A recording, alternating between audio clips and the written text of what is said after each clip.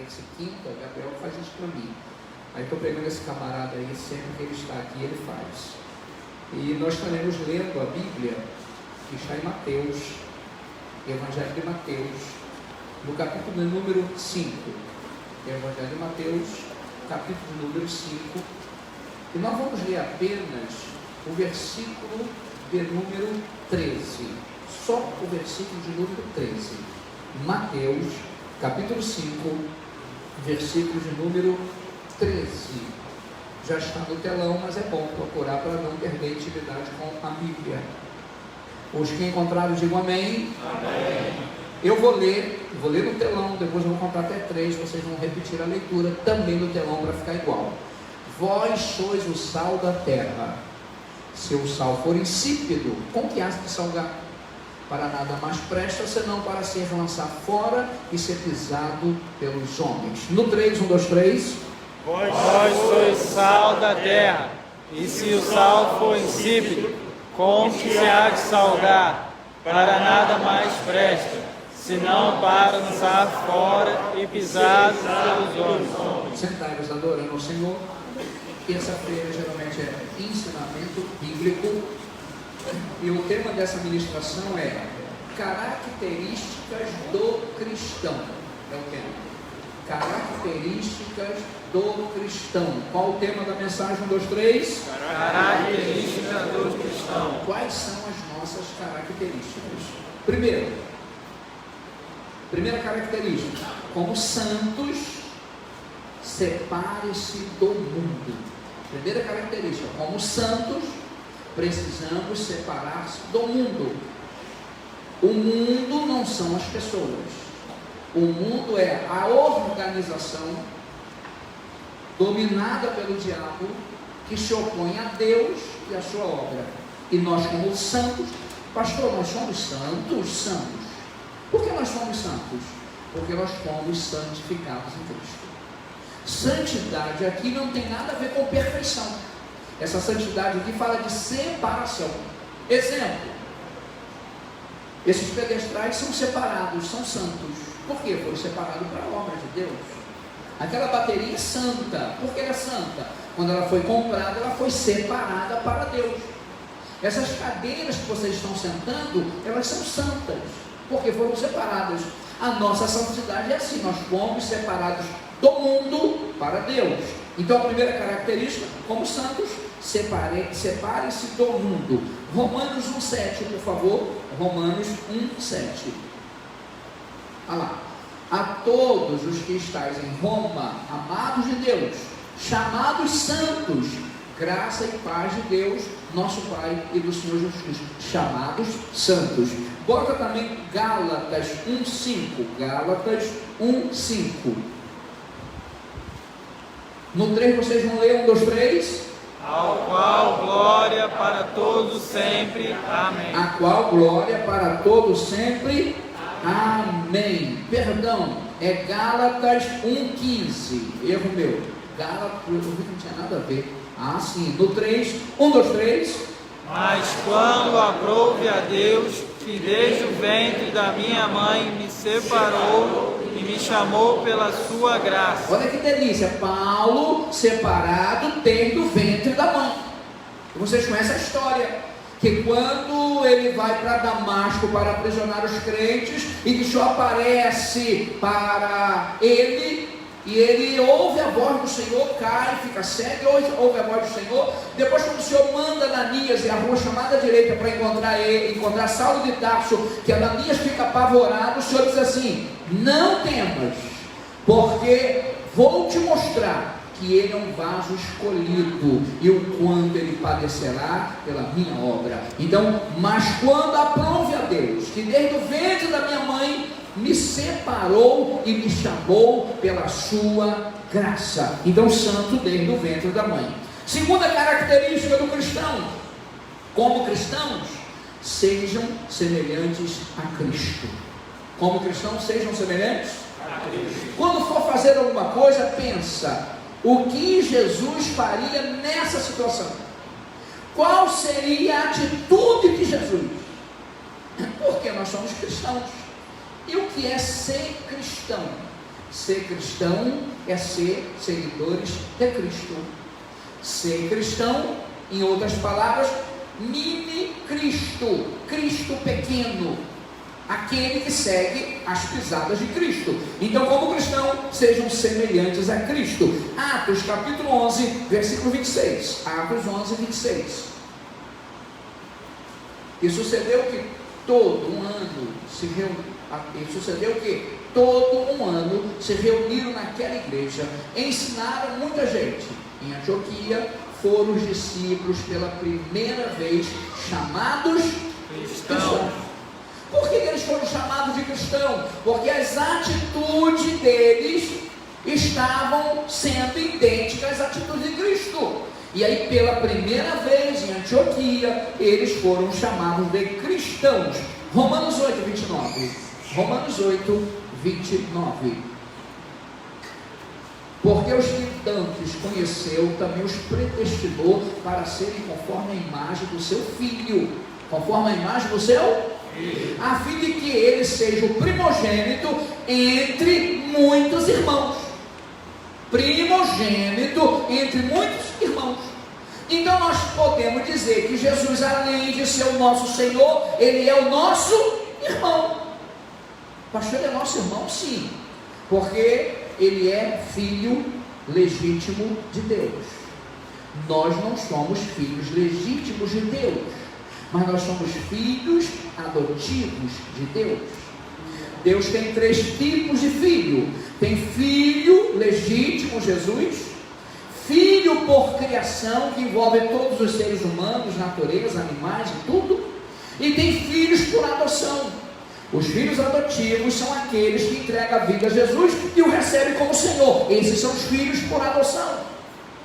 Tanto é que João diz assim: amados, agora somos filhos de Deus, porque antes não éramos filhos. Deu para vocês entenderem? E como filhos por adoção, nós temos o mesmo direito que Jesus tem. A herança dos céus também nos pertence. E aí, porque os que antes conheceu, também os predestinou para serem conforme a imagem do seu Filho, a fim de que ele seja o primogênito entre muitos irmãos, irmãos espalhados por toda parte do mundo. Terceira característica do cristão: como sal, salguem. Como sal? Sal. Imagine você pegar um sal, botar para salgar uma carne, uma comida, e o sal não salgar. Você vai ficar com esse sal? Você vai jogar fora. E é isso que o texto bíblico diz. O texto de abertura que eu li aqui, que é o versículo 13. Vós sois o sal da terra. Ora, se o sal vier a ser insípido, como lhe restaurar o sabor? Para nada mais presta, senão para ser lançado fora e ser pisado pelos homens. Ou seja, quando o cristão perde a sua característica cristã, ele não presta para mais nada. O diabo vai se andar com ele, porque ele não está mais em comunhão com Deus. Ele perdeu o sabor, não salva mais ninguém. Vocês estão entendendo isso? Os que estão entendendo, digam amém. Amém.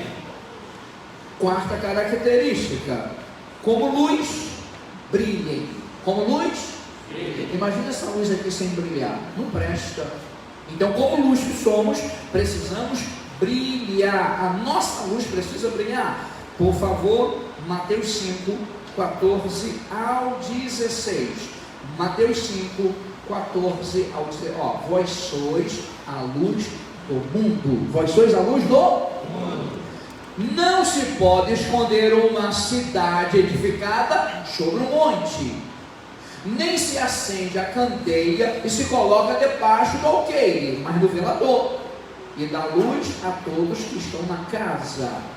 Assim resplandeça a vossa luz diante dos homens, para que vejam as vossas boas obras e glorifique o vosso Pai que está nos céus. Quantos crentes têm atitudes que não demonstram ser um cristão? O procedimento dele não demonstra ser um seguidor de Cristo. A luz dele não brilha. E o crente que a luz brilha, ele pode estar em qualquer lugar, que a luz dele vai brilhar, porque Cristo resplandece na vida dele. E nós, como luz, precisamos brilhar.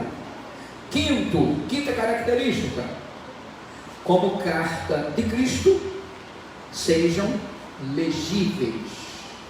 Paulo disse que nós somos cartas de Cristo. E se somos cartas de Cristo, nós temos que ser legíveis. Ou seja, a nossa vida tem que ser uma vida transparente. Eu não posso em casa ser uma coisa e na rua ser outra. Em casa eu sou um demônio, na rua eu sou um santo. Na igreja nem se fala. É uma santidade só, a sua santidade. Mas em casa não tem nada de santidade. Péssimo marido, péssima esposa, péssimo pai, péssimo filho, no trabalho só o sangue do cordeiro. Os amigos querem ver o cão, mas não querem ver aquele amigo de trabalho. O camarada é servo de Deus. E aí? Assim resplandeça a vossa luz diante dos homens, para que vejam as vossas boas obras e glorifique vosso Pai que estais nos céus. Labandurigeia. Deus precisa ser glorificado através da nossa vida. Vocês estão entendendo? Digo amém? Amém. Essa mensagem não é mensagem para dar glória, pular, sapatear. É mensagem para tocar na ferida. Mensagem para levar reflexão, para melhorarmos como servos do Senhor. Esse é o objetivo do ensino. Afinal de contas, nós estamos trabalhando para melhorar sempre. Qual o nosso maior objetivo? O céu. E o que a Bíblia diz? A Bíblia diz que o céu é tomado à força. Ou seja, eu tenho que abrir mão de minhas vontades. Jesus disse: quem quiser vir após mim, negue-se a si mesmo, tome a sua cruz e siga-me. Está pensando que é fácil ser crente? Ser membro da igreja é fácil, pertencer a um departamento é fácil, mas ser seguidor de Cristo não é fácil. Paga-se um preço altíssimo, mas vale a pena, ok? Então, como carta de Cristo, sejam legíveis. Segunda de Paulo a Coríntios, capítulo 3, versículo de número 2. Segunda a Coríntios 3, 2. Vocês vão ler bem alto. 1, 2, 3. Vós sois a nossa carta, escrita em nossos corações, conhecida e lida por todos os homens. Vós sois a nossa carta, escrita em nossos corações, conhecida e lida por todos os homens. Ou seja, vida transparente. Tem gente que se esconde como crente, nem diz que é. E as atitudes dele também, que ele tem, é melhor ele falar que não é. Porque se ele falar, vai ser problema. Mentiroso, enrolão, trambiqueiro, 7-1. Tem gente que tem medo de negociar com crente. Absurdo. Eu me lembro quando eu fui comprar o meu primeiro carro zero, tem bastante tempo, foi um Gol bolinha verde. E quem trabalhava nessa concessionária da Volkswagen na época era um diácono. Ele preencheu minha ficha e disse assim: pastor, isso deve ter uns 20 anos ou mais. Ele disse assim: pastor, eu não vou botar na ficha do senhor que o senhor é pastor, não. Se eu botar na ficha do senhor que o senhor é pastor, seu crédito não será aprovado.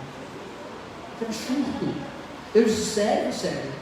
Porque os maiores caloteiros que nós temos na financeira são pastores. Pastores. Quando eu fui fazer a reprodução das minhas fitas de mensagem na época, quando só existia fitas, eu fui na Gomes Freires, na Duplicação. Quando eu cheguei lá, quem fazia lá era só gente da alta, pastor Silas Malafaia e outros faziam lá. E aí, quando eu cheguei, eu não tinha dinheiro, eu quis dar um cheque pré. E a menina falou assim: ah, lamento, mas não posso pegar o cheque pré do senhor. Porque a maioria dos cheques que nós temos aqui que voltaram são de pastores. Isso é uma vergonha. Pastores. Os homens que deveriam ser os primeiros a fazer o que é correto, são os primeiros a errarem.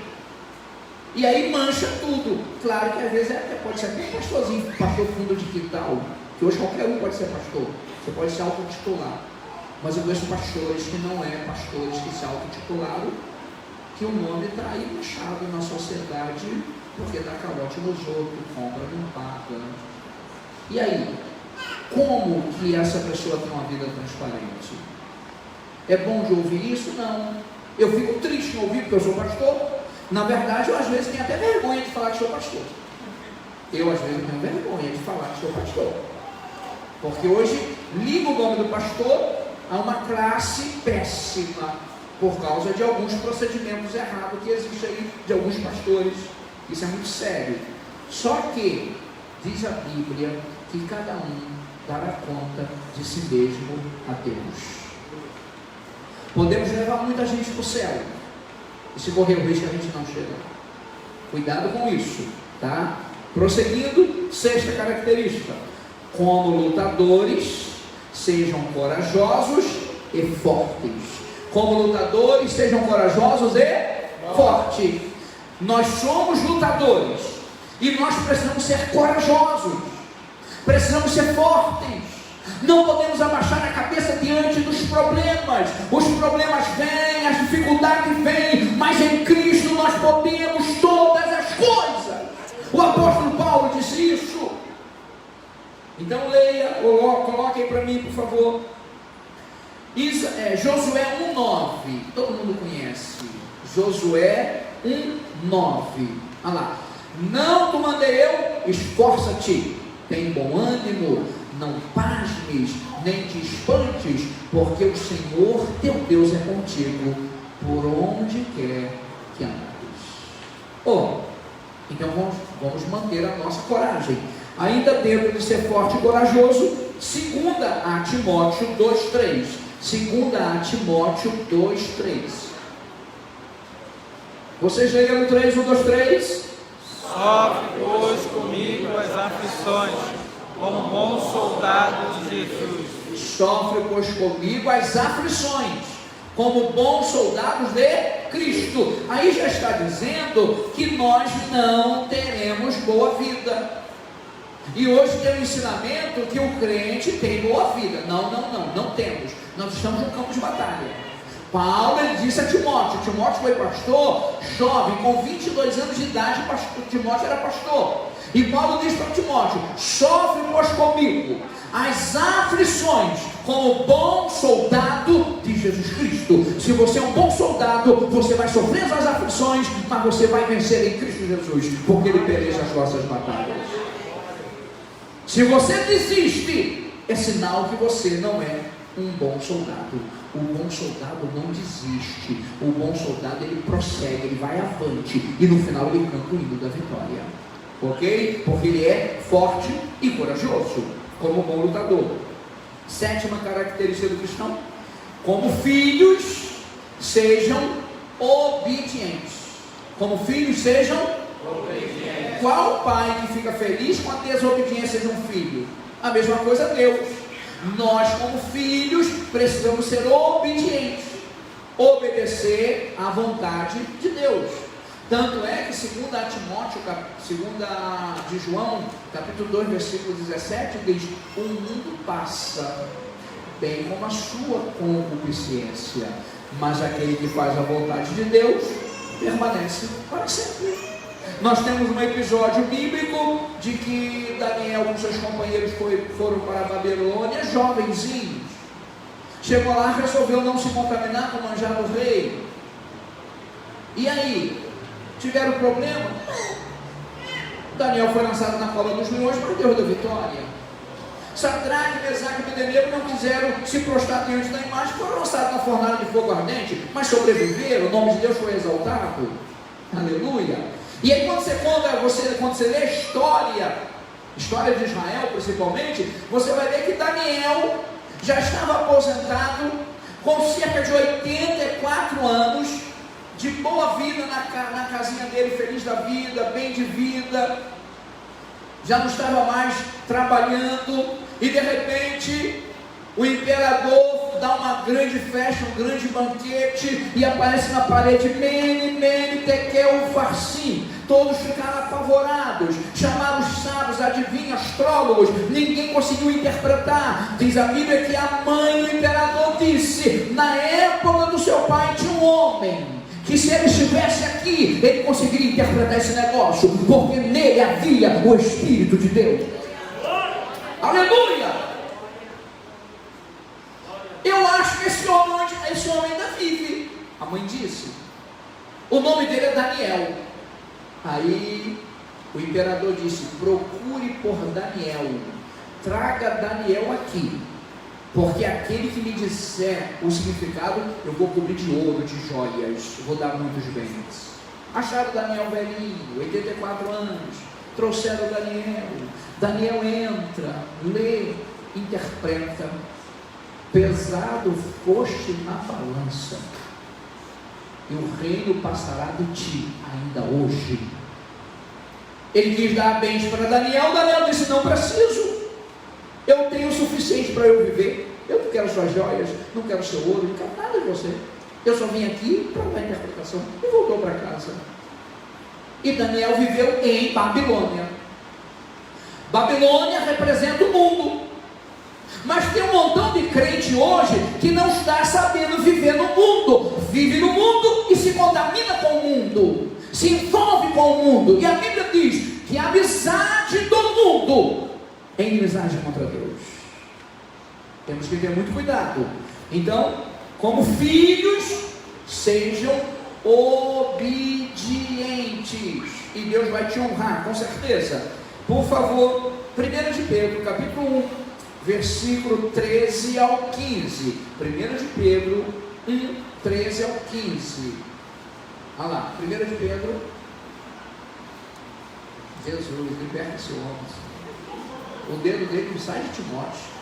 Jeová, até que fim, né? Meu Deus. Olha lá. Portanto, cingindo os lombos do vosso entendimento, sede sóbrios, esperai inteiramente na graça que vos ofereceu na revelação de Jesus Cristo. 14. Como filhos obedientes, não vos conformando com a concupiscência que antes havia na vossa ignorância. Ou seja, quando não tinha conhecimento do Evangelho. Errar por não conhecer é uma coisa, errar conhecendo é outra. Deu para entender? Como filhos obedientes, não vos conformando com as concupiscências que antes havia em vossa ignorância. E o 15. Mas como é santo aquele que vos chamou, sede vós também santos em toda vossa maneira de viver. É isso que Pedro está ensinando. Oitava característica do cristão.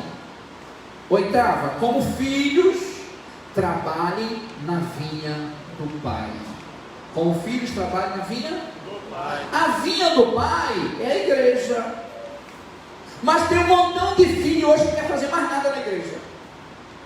Chega final de ano, a gente precisa fazer mudanças de liderança. Que dificuldade para encontrar alguém para assumir um trabalho. Crente cheio de vontade. Não, isso eu não faço, isso eu não quero. E que filho você é?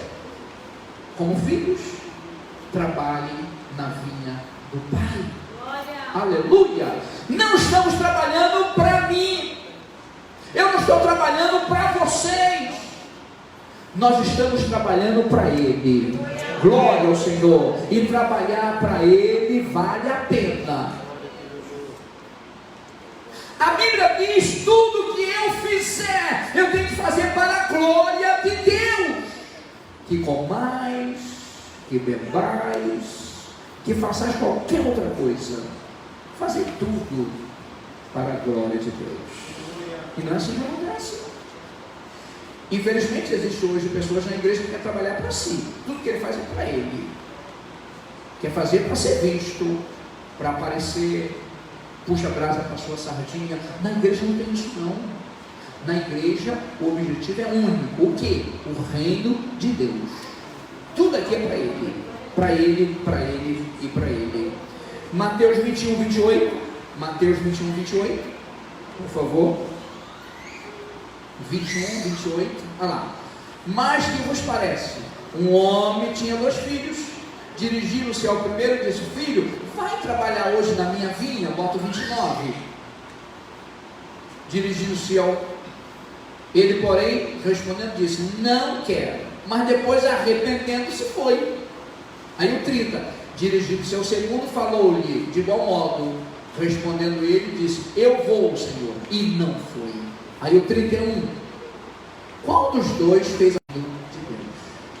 Então tem gente que diz: eu vou fazer, e não faz. O outro disse: eu não vou, e foi. Quem fez melhor? O que disse que não ia, e foi. Então você não é obrigado a prometer. Prometeu, cumpra. A gente chega aqui e faz: irmãos, eu preciso de 10 irmãos para vir aqui dar uma geral na igreja. Um exemplo. Aí 10 irmãos levantam a mão. Daqueles 10, 5 ficam em casa e não vêm. Esses 5 estão pecando, porque não estão cumprindo a palavra. Mas outros não disseram que viriam e vieram, fizeram melhor. Vocês estão entendendo? Então hoje está muito sério. Crente hoje está cheio de vontade. 9ª característica: como ramos, tragam frutos para o Senhor. Você é um ramo. Cada crente é um ramo. Eu sou um ramo. E eu te pergunto: você está produzindo fruto? Como é que está esse ramo? Esse ramo está seco? Ou esse ramo tem vida? Como ramos, tragam frutos para o Senhor. João 15:8. João, Evangelho 15:8. Olha lá. Nisto é glorificado meu Pai, que deis muito fruto, e assim sereis meus discípulos. Bota o 7, ó. Se vós estiverdes em mim, e as minhas palavras estiverdes em vós, pedirei tudo o que quiserdes, e vos será feito. Aí vem 8. O que vai acontecer? O Senhor vai ser glorificado através da nossa vida. Quando você lê esse texto bíblico, do versículo 1 em diante, você vai ver que só se produz fruto se estiver ligado na videira. Jesus disse: eu sou a videira verdadeira, vós sois as varas. Todo ramo que estiver em mim, esse dá muito fruto, porque sem mim nada podeis fazer. Então o caso de crente hoje não está mais ligado na videira, está autossuficiente. Eu sou, eu faço, eu aconteço, eu sou capaz. Quando eu dava aula de homilética, dei aula de homilética no seminário durante muito tempo, dei aula de homilética na SECAM, Secretaria que Prepara Pastores do Estado do Rio de Janeiro, e eu contava uma experiência de um seminarista batista que terminou o seminário. E ao terminar o seminário, o pai dele, pastor de uma igreja grande, o convidou para ir pregar. E ele formado, bacharel em teologia, e ele disse assim: vou abalar a igreja do meu pai, vou sacudir hoje a igreja. Preparou a mensagem de primeira, e foi todo bobo, a igreja lotada, esperando o seminarista, filho do pastor. E na hora da pregação, o pastor disse: então vai estar pregando hoje aqui o seminarista, meu filho, terminou o curso agora, é o pregador da noite. Ele pegou a palavra e pregou. Vocês sabem que na igreja batista ninguém fica no púlpito, só quem dirige o púlpito e prega, os demais ficam tudo embaixo. Pregou. Quando ele terminou de pregar, ele desceu murchinho do púlpito, cabisbaixo, sentou ali embaixo e ficou sentadinho. Terminou o culto, foi para casa. Quando chegou em casa, ele perguntou ao pai: pai, eu estudei tanto, preparei tanto aquela mensagem, me esforcei tanto, por que eu não tive sucesso na mensagem que eu preguei? O pai experiente, idoso, olha para ele e fala assim: meu filho, se você subisse ao púlpito da maneira que você desceu, você desceria da maneira que você subiu. Ou seja, se ele subisse ao púlpito humilde, cabisbaixo: Senhor, tenha misericórdia, Senhor, me usa, glorifica o teu nome, Deus iria usá-lo com poder e autoridade, porque a palavra é do Senhor, quem usa é o Senhor, quem faz é o Senhor, ninguém faz nada, nós somos usados por Ele. Aí ele desceria de cabeça erguida, exaltando e glorificando ao Senhor. Sabe o que Deus está dizendo?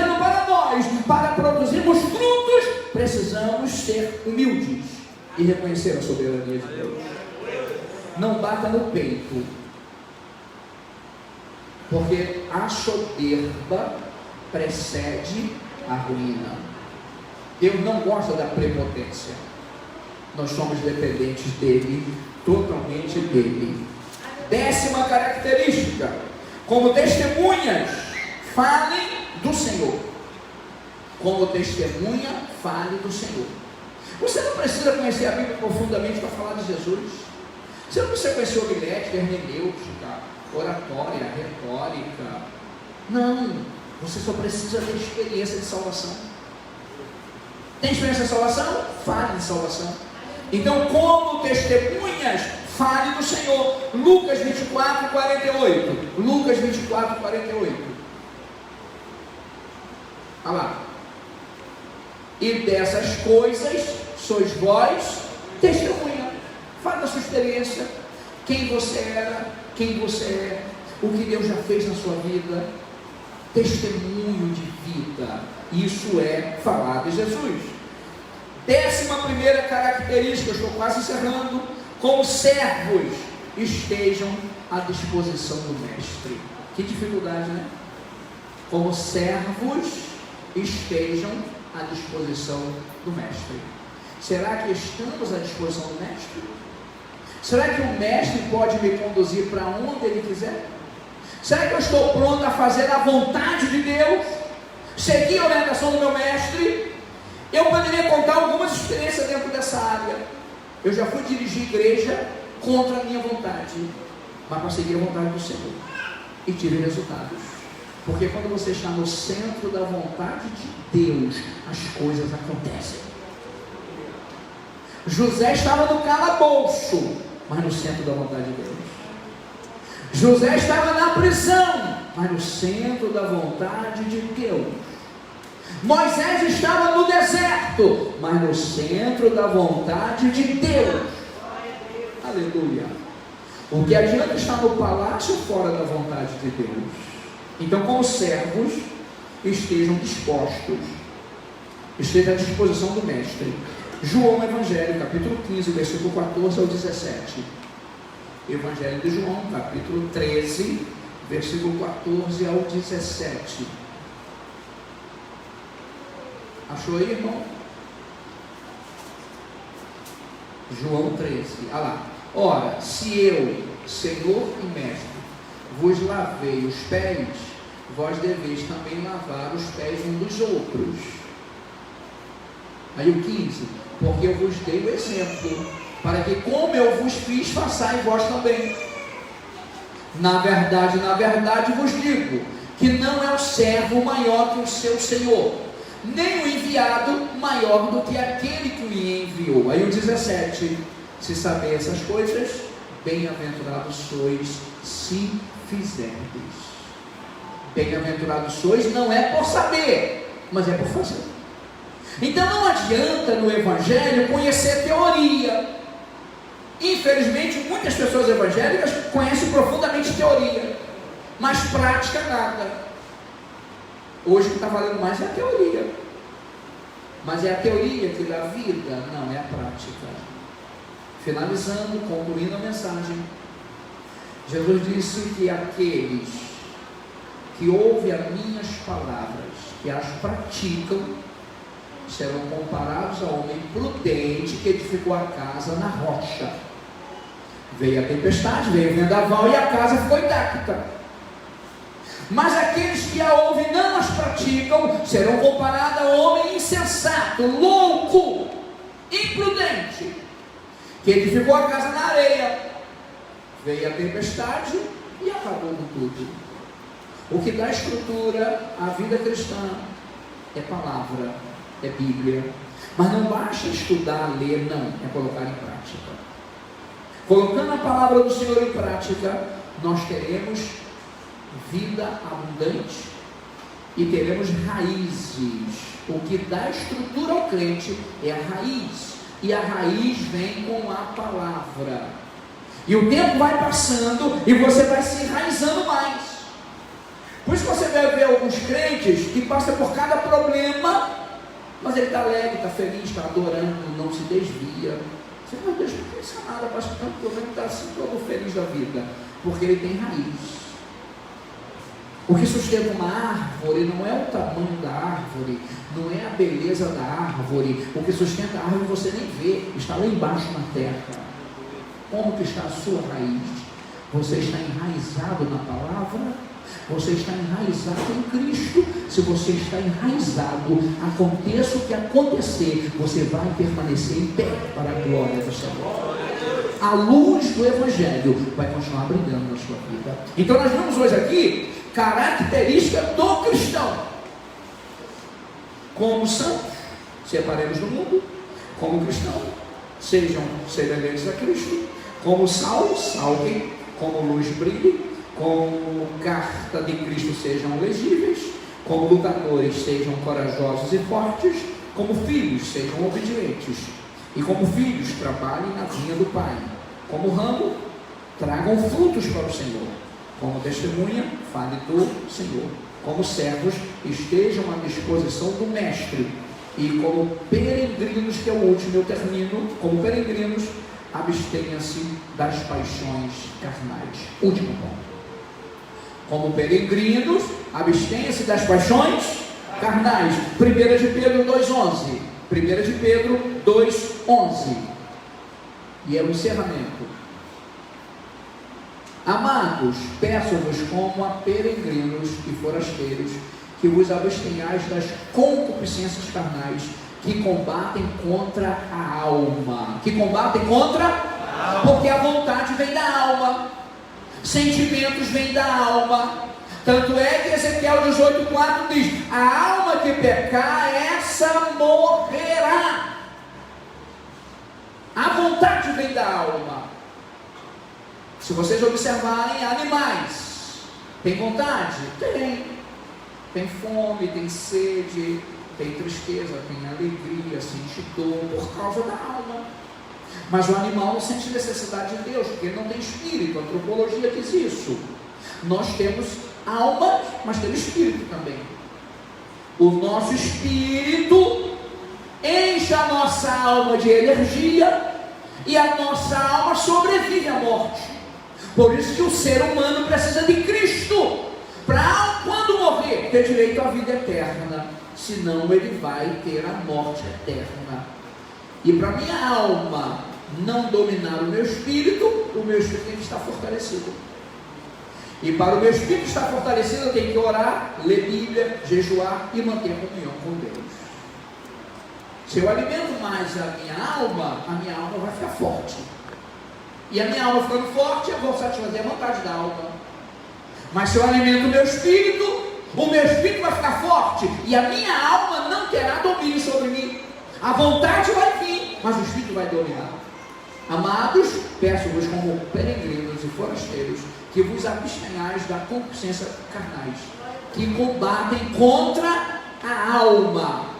Não é pecado sentir vontade, não. O pecado é satisfazer determinadas vontades. A Bíblia diz que eu posso irar, mas eu não posso pecar. Deu para entender? Sofrer tentação pode, só não pode ceder.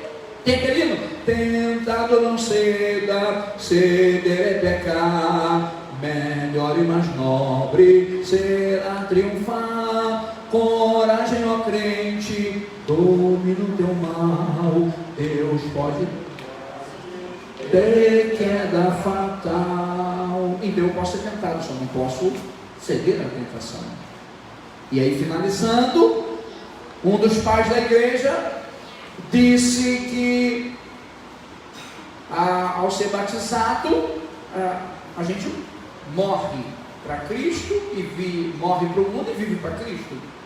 E aí um dos pais da igreja diz assim: eu pensei que a velha natureza tinha sido morta e sepultada na água do batismo, mas eu não sabia que a velha natureza sabia nadar.